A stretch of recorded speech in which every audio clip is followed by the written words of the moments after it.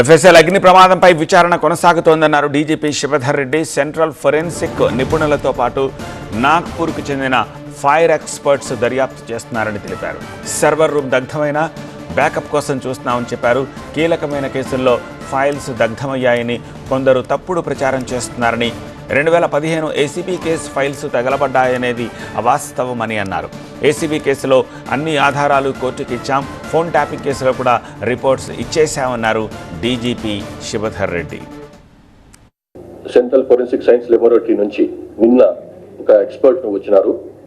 అట్లాగే నాగ్పూర్లో ఉన్నటువంటి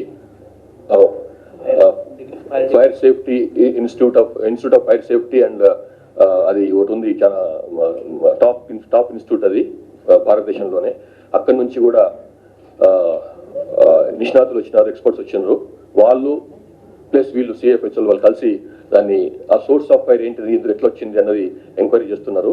సో కొన్ని రోజుల్లో మనకు పూర్తి వివరాలు బయటకు వస్తాయి దాని గురించి. ఆ పరిస్థితి ఉందని మీరు భయపడ అవసరం లేదు, బాధపడిన అవసరం లేదు. చాలా మంది ఏంటంటే అన్ఫార్చునేట్లీ తెలిసి తెలవక స్టేట్మెంట్లు ఇచ్చినారు.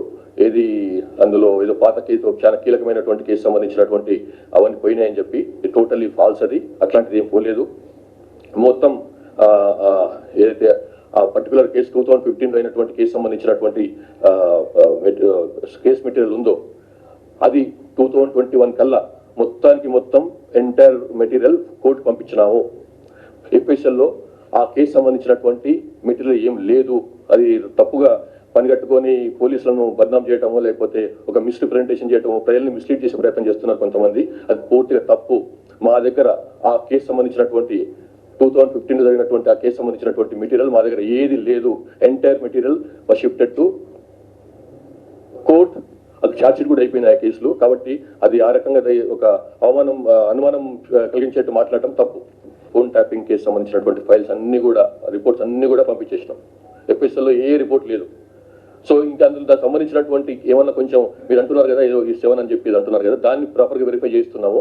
ఇంకా పూర్తి అంతవరకు వెళ్ళలేదు మేము మా ఎంక్వైరీ. ఎందుకంటే మధ్యలో ఈ సెంట్రల్ ఫోరెన్సిక్ సైన్స్ లాబొరేటరీ వచ్చారు వాళ్ళు, కాబట్టి వాళ్ళు దీన్ని సీన్ డిస్టర్బ్ చేయొద్దు అన్నారు, కాబట్టి డిస్టర్బ్ చేయలేదు. కాబట్టి కొన్ని రోజులు తెలిసిపోతుంది, అది కూడా తెలిసిపోతుంది.